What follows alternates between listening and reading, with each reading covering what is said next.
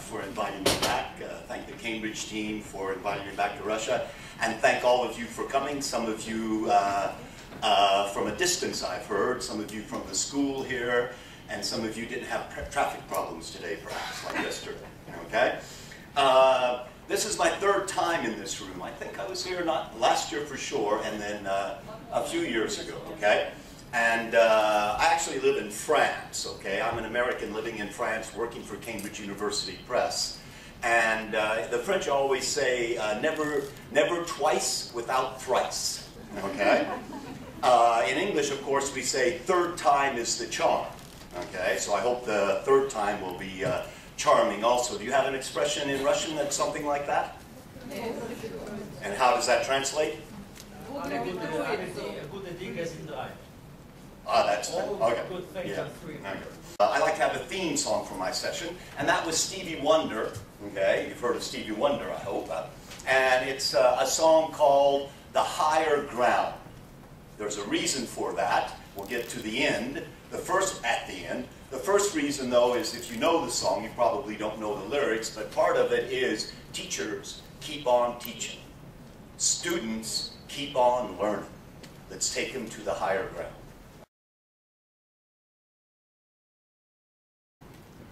Here's what I'd like to do with you, if you agree. Okay? 3 parts, basically. We're going to look at this course Business Benchmark, but particularly since a lot of you are using it, not really the course itself, but what's under the course. In other words, how Business Benchmark can prepare students for BEC. BEC is the Business English Certificate.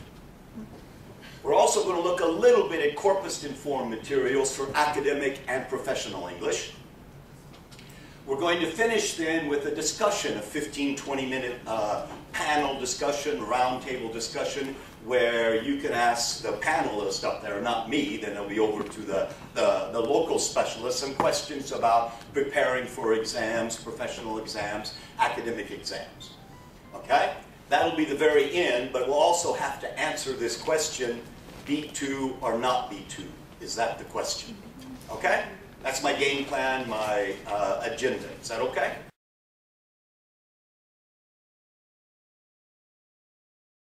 So let's start off with the Common European Framework. Here is the book, The Common European Framework of References for Languages. This is the English version, but it exists, of course, in a lot of languages. I was told the other day that in Russian it's a blue book also like this. In French, it's published by DGA, and it's in red. Doesn't matter. It's for all languages. It's a very important work. And it's not only for teaching, but also for learning and assessment. All right? Now, how did this come about, the Common European Framework? Well, the Council of Europe, and the Council of Europe is not only the European community, you know, the European Union. It's a lot of countries around the world.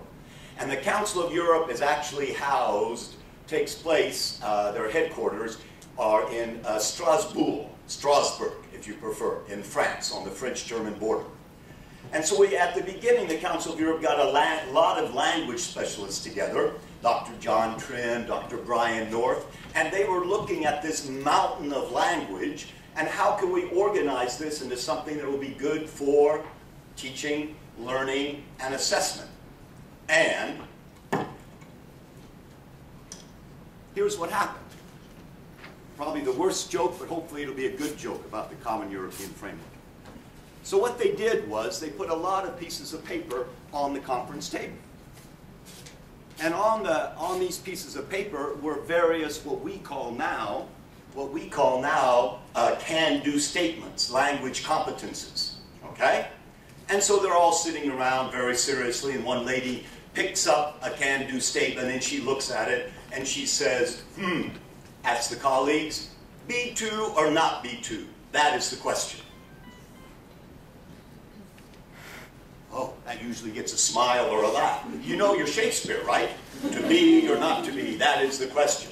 Okay, well that's supposed to be the joke like that. We're going to be serious, but there will be some jokes. Anyhow, a bad joke, but also I think a very good joke, because that's what they were doing. Let's pick this up.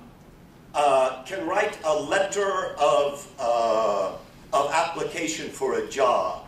A1? No. C2?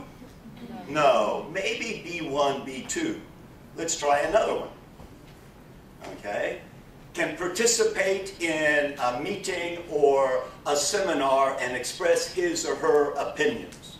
Ah, A1? No. B1? B2? That's what they were trying to do, is trying to see where these different steps, if you will, on the Common European Framework fit on what I call the language mountain. No, learning a language is like climbing a mountain. At the beginning it's sort of easy, then you get onto the intermediate plateau, you know, that seems to go on and on and on. Present perfect, present perfect, present perfect. And then you go up to the top of the mountain, okay, like that, where it gets difficult. But that's what you want to do, is to break this down so people can say, I am going up the language mountain, I am progressing. And they were doing that and putting these different can-do statements into common reference levels. And we all know now, at least I hope you know, we talk about starter A1, proficiency C2. And we have these international levels that have been informed by the can-do statements, the competences. And then the third part of this, for me it seems, of the Common European Framework, is advocated learner autonomy, lifelong learning, and being aware of cross-cultural. Okay? Business benchmark then, and we're going to focus on the B2, that's the B2 or not B2, that's the link. At the Vantage level, Beck Vantage, which at this university, at this academy, Financial Academy, and there are a lot of you teachers here will know this, is at the Beck 2, the Beck Vantage level. And I want to look there sometimes at how this is helping them balancing professional academic preparation with real learner needs, and at the same time, real learner needs with academic preparation. In other words, how we can do both at the same time. Preparing them for real life, real learner needs, and at the same time helping them prepare this exam. Okay? But first, a little interpersonal activity, just for you. Everyone have something to write with? Okay? I just want you to write something real quickly for yourself. Hi, nice hat.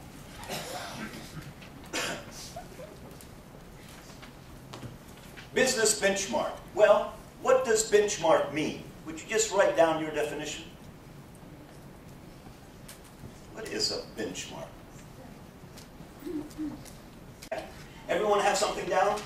Even if it's just a question mark, you have no idea. Okay? But it's a very usual term in business, in international business. Benchmark. Everyone have something down, more or less? Yeah? Some people are cheating, asking their neighbors. It's writing it to me. It's intrapersonal.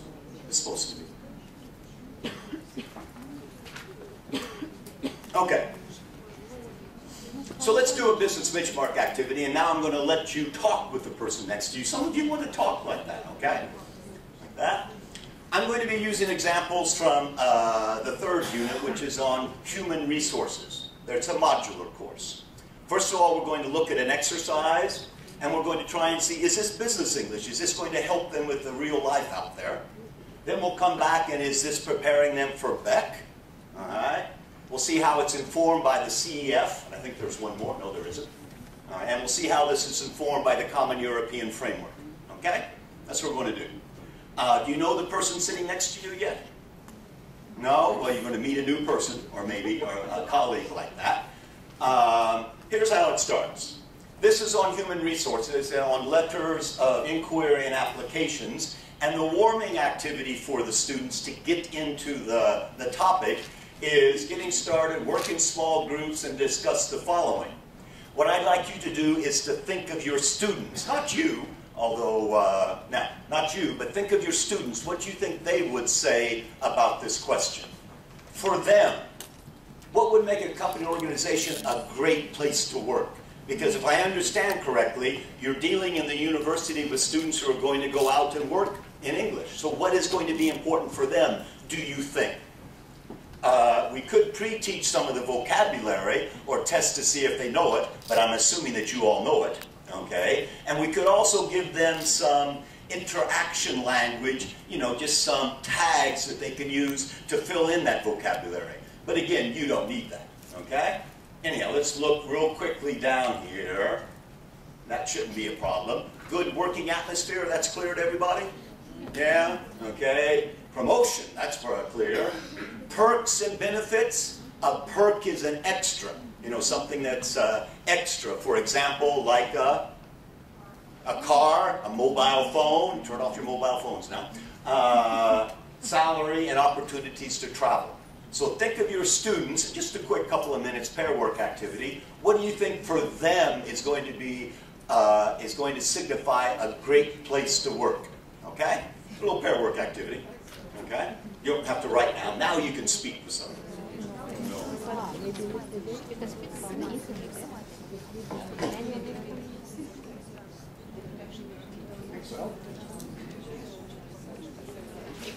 Okay? There we go. Thank you for that. Okay? We could take a vote if we had more time. In fact, the teacher's book of Business Benchmark does, of course, give you some ideas if this is something that interests the class to take it a little bit further. So, you know, we could turn it into a class survey. We could take a vote. There are other things that you could do with it if they're interested in it to see that. All right? Like that. What did you think? Well, let's do real quickly. What do you think your students are most interested in? Money. It's money that matters, okay? Money. Money makes the world go around. Okay. So let's answer our questions. Is that business English? Is that going to help them when they're going and thinking about a job, going to a job interview? Is that business English? Yeah, most of you are saying yes. Is it Beck? We'll have to see. And it is because it actually relates to the speaking part 3 of the Beck exam. All right? Is it CEF? Ah, there's the rub. Let's have a look at that, the CEF. The CEF gives general can-do statements, but they're really just for general English.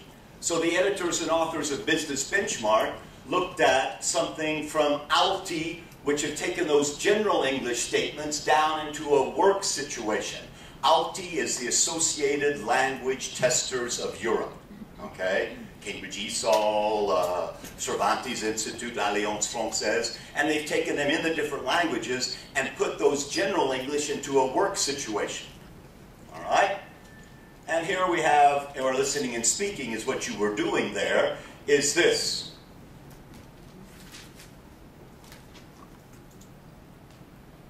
Okay?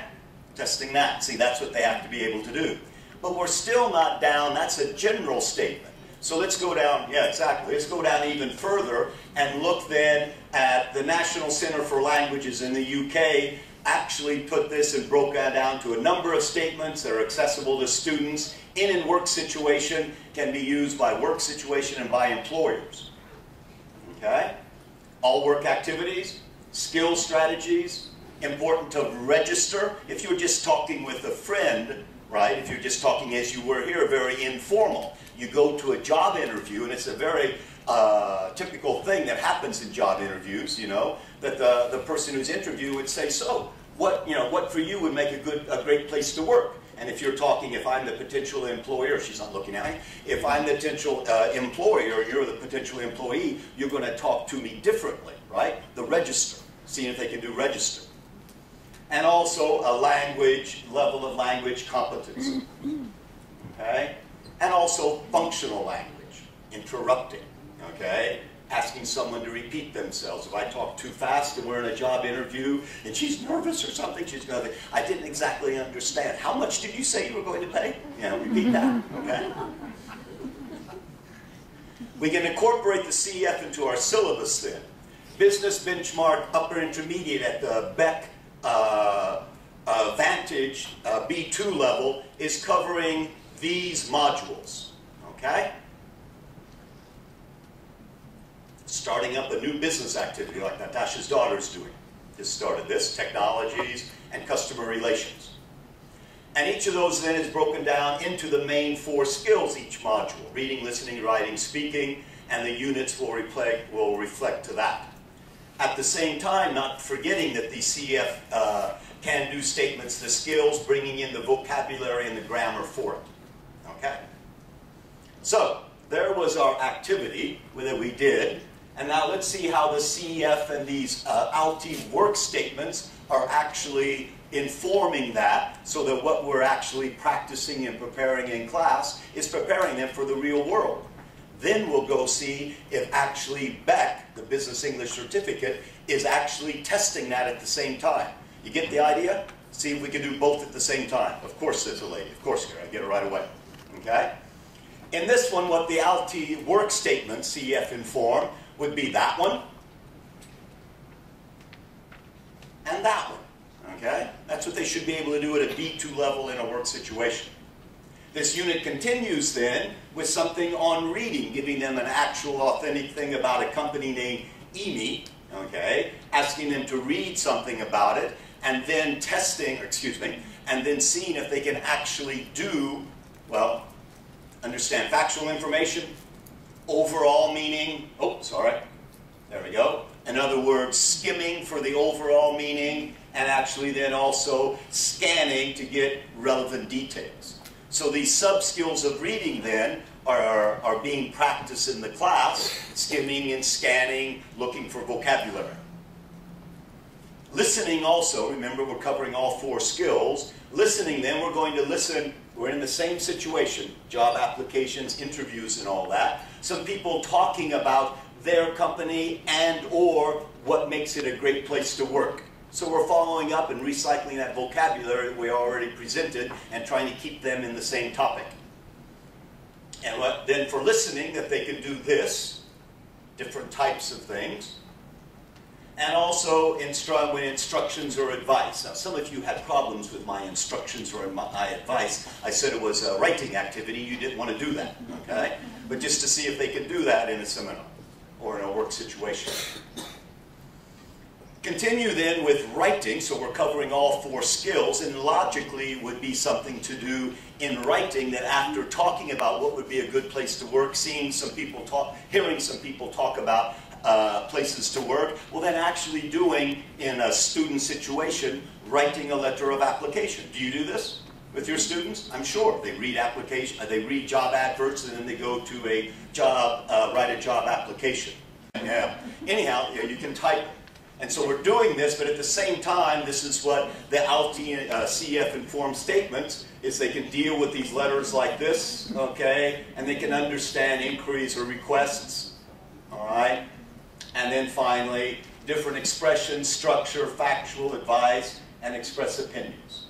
And then they write this letter.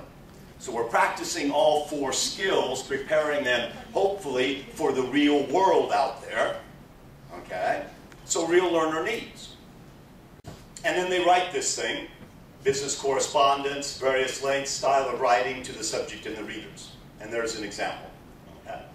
So this idea then that we're preparing them through the practice in class and outside of class for them to function in the real business world. Trying to make sure that students will be able to, on their own with these statements, abilities actually to get a function, get and function on a job. And more, I'm not sure how it is here, but I travel a lot, more and more, and I ask people, where was I? In Austria. In Austria, I asked, we were going, any Austrians here? There's a place called, they have an adult education network of, for some reason, it's called Wi-Fi, okay, Wi-Fi. It means something in German, I can't pronounce it like that. And she was saying, I asked the question that I ask a lot, well, do employers, do they know about CEF? Do they know about CEF levels, BEC exams, IELTS and all of that? And they were saying, these people going around, yes, more and more, the employers, the training managers know this. I don't know about Russia. Yeah, this is could be a very good question for the roundtable, I just saw. Okay? Okay? Because for employers, then it's doing this. Okay? All languages, we can standardize them. All right? Descriptions of language competency, and we know it's externally verified by Cambridge exams in English like that. Okay? I'm not sure what happens when they're writing their CVs. You do CVs? Okay? You have your students write CVs? Yeah? And at the bottom, it used to be, you know, languages, and they would say, you know, English, fluent or very good, you know. But now what people mostly are doing, they're actually saying English, Beck, Vantage, IELTS, this number, or whatever. And training managers more and more are seeing that and understanding that, okay? I think this is the way the business world is going. It's good for training managers and it's good for students, okay? You do CVs? Yeah, I have a good, he's still a good friend. He works at a big engineering school in France. And he has his students write CVs. They turn them in, and if he sees one mistake, anything, you know, a spelling mistake, a missing punctuation, he throws it. He doesn't throw it, well, he probably does. He gives it back. He won't even read the rest of them. And they have to, as soon as they get it perfect, you know, then he accepts it. And he says, why does he do that, do you think? Because that's what happens when, you know, they get a lot of letters of application, they're looking through them, and there's a misspelled word, and won't even look at the rest of them. So, let's go now back and let's see how we can do this as far as the Cambridge exams. Because what I've been trying to show is we're testing, we're preparing them for real-world can-do competences. Well, what about the CEF then? Okay? How do we incorporate then this Beck preparation into business benchmark so we can both prepare them for the real world and get them ready for the exam? Okay? Well, first of all, Beck will give the student and the teacher, if you want it, will give the student, the learner, skills and practice sections, which is going to show them everything that the exam consists of, what is being tested, advice on how to approach the task. Okay? Remember, if you're talking in an informal situation, you can use informal register. If it's a formal situation, you might want to use, or not might, please be sure to use formal register and vocabulary and structure and all of that. Okay? And exercises to put this advice into practice with exam material from Cambridge ESOL, integrated practice activities for the Beck exam. Okay? And these activities are trying to replicate what's going to happen on the exam. Okay? Beck is BULOTS. Do people do BULOTS here very much? Yeah. BULOTS is the business language testing service. I was saying service or system. Okay? Anyhow, like that. So what we were looking on now, we're going to go back to those, the exercises we're looking at, and see how that also prepares them for Beck. Remember that one? Okay? Alright. Well, Beck has, speaking part 3 of the Beck Vantage, is exactly that, asking them to participate in a conversation on business-related subject. That's the third part of the speaking test. So we're preparing them for the Beck exam. This was the reading, and in Beck reading part 1 is actually seeing if they can match short informal text. Sorry, wrong button like that. They can match these texts to get the main idea. Here was our listening thing, and this is listening part 2 of Beck, which is actually seeing if they can understand short monologues. This was the one where they had people talk about, people talked about why they like working in a particular place. And then fighting for the writing, what happens is writing part 2 of the Beck is asking them to either write a letter, an email, or a report. Okay? So what we were practicing in class with our students is actually what is being tested on the exam. Okay? So this idea of then of balancing academic preparation with real learner needs and or real learner needs with professional academic preparation. In other words, if we're using business benchmark, we can do both. And that's what you want to do. Prepare them for exam. They can put it at the bottom of their CV. Beck Vantage, Beck Higher, and also preparing them when they go out into the real world.